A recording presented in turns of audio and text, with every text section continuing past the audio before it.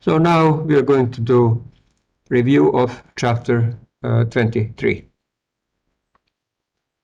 So first question is to arrange these four compounds in the order of increasing acidity.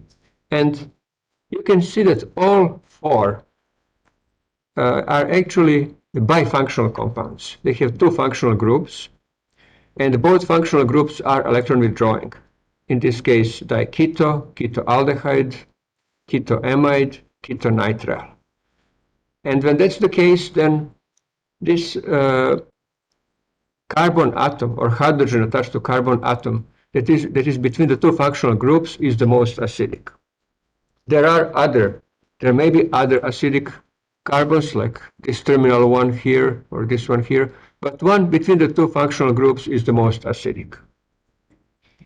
And if you consider these four compounds, you will see that all four have one thing in common. All four have keto group. It's the same keto group, cyclohexanone structural element. What they differ is the other substituent. And since effects of substituents with respect to acidity are additive, it means that all we need to do is consider the other substituent. Because in addition to electron withdrawing effect or increased acidity due to cyclohexanone ketone, we have additional effect, so there's that additional effect of that second substituent. And so the more electron withdrawing that substituent is, the more acidic compound will be. And you can get an idea how acidic such compound is from pKa values of simple compounds, for example, simple ketone, aldehyde, amide, nitrile, and use that as a guide to arrange compounds in the order of increasing acidity. You may recall that amides have the lowest acidity, by far the lowest, because of electron donation from nitrogen. Electron pair from nitrogen is readily donated to carbonyl group. So overall, amide group has relatively low electron withdrawing ability. And in fact, amides are deprotonated at the nitrogen, not at this. Now, in this case, we have methine CH group that is acidic and is activated by two carbonyl groups. So that one will be the most acidic. But in the absence of second activating group, actually amide will be deprotonated on nitrogen. So that shows how low acidity it is. So that's the least acidic. Then nitrile. pKa of nitrile is about 25, about same as that of an ester. So it's going to be more acidic than amide, but less acidic than ketone. And you may recall that aldehydes are more acidic than ketones, so ketoaldehyde is going to be the most acidic.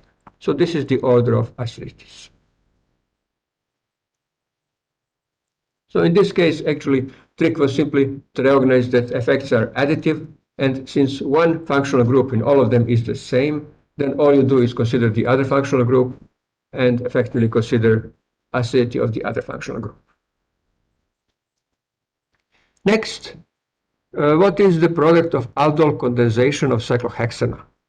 The best way to figure that out is to write down the reaction mechanism and then figure out what's the product. So cyclohexanone is deprotonated to give corresponding inlet anion. Addition to another molecule, carbonyl group of another molecule of cyclohexanone gives this intermediate. Intermediate is protonated to give product of aldol reaction. This is aldol condensation, which means that water is eliminated. Water is eliminated first by deprotonation and then loss of hydroxide, and so this is the final product.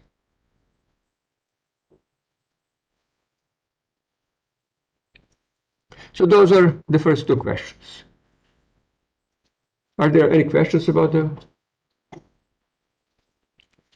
Again, as I said, you can ask questions at the end after I finish recording, so that way you're not recorded.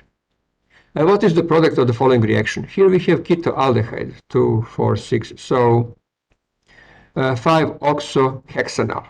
And so reaction is with potassium hydroxide in methanol with heat. So this looks like another aldol condensation. But in this case, we have to consider which ring is being formed.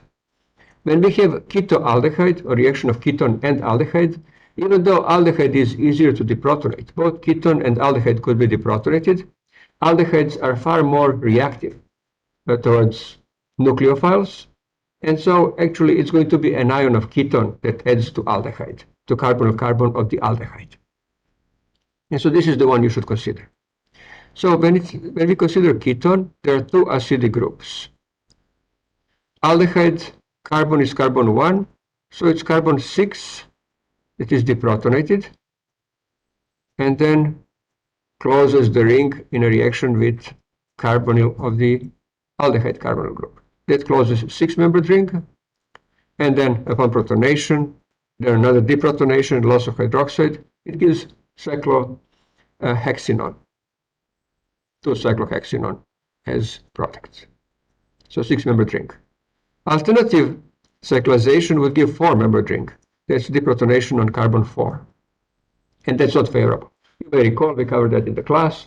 3 and 4-membered rings are too strained and they are not going to form in an equilibrium reaction like this. All the steps here are equilibrium steps. And alternatively, you can also consider what would happen if aldehyde were deprotonated and close the ring with carbon of the ketone, just to double check. And that would be also 4-membered ring. So again, another unfavorable cyclization. So this is the only favorable cyclization, and it's 6-membered ring that is formed. Okay, question number 4 is a little bit longer, a little bit more complex. So here we have reaction of methyl propanoate under basic conditions to give compound A. And then this aldehyde, it will be 1, 2, 3, 3,3-dimethyl butanol under basic conditions that gives compound B. And then we have reaction of compounds A and B effectively under basic conditions. What you have to do is do this step by step. So slowly, step by step, figure out products. So let's do that. So first one is actually Claisen condensation, condensation of an ester. So Claisen condensation gives corresponding beta ketoester. So this fragment on the right, 3-carbon fragment, 1, 2, 3. That's one molecule of this ester, methyl propanoate, and these 3 carbons come from the other molecule. One that addition happened to, that lost a leaving group. And so it's beta ketoester that is compound A. Second reaction is aldol condensation.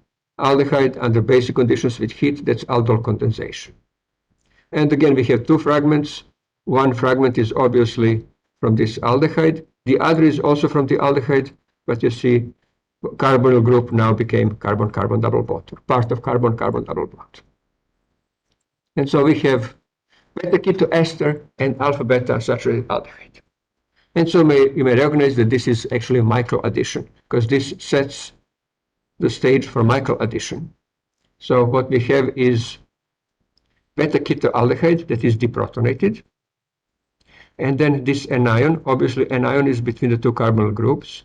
This anion adds to beta carbon of the double bond. This is alpha next to carbonyl and then beta. And you may recall again from the class how you figure out the product. You redraw dicarbonyl compound, in this case beta ketoester, and draw a bond from this carbon, an ionic carbon that forms an ion, draw the bond to beta carbon. And then you redraw the other compound without the double bond. And that gives you the product. So it looks complex, but actually, if you know what you are doing, it's actually not that complex. Okay, so that was question number 4. Any questions or comments about that?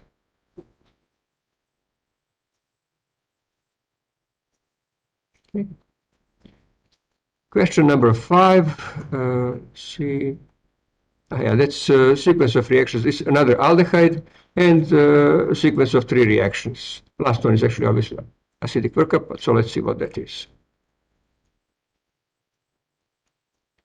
So we have reaction of aldehyde, and you may recall we covered this in the class, this cyclic amine is called morpholine. So aldehyde with morpholine, morpholine is secondary amine, gives enamine. So this aldehyde gives this enamine. And then in the next step, enamine reacts with alkyl halide, in this case bromoethane or ethyl bromide. This is a little bit more complex case because we have aldehyde that is substituent, aldehyde group that is substituent on bicyclic system. So now approach of the electrophile could be from the top or the bottom. Two sides of the double bond of enamine are not identical.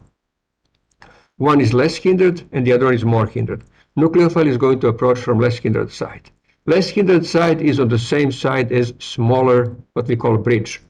Because if you look at this bicyclic system, so this is part of the system that has substituent, double bond.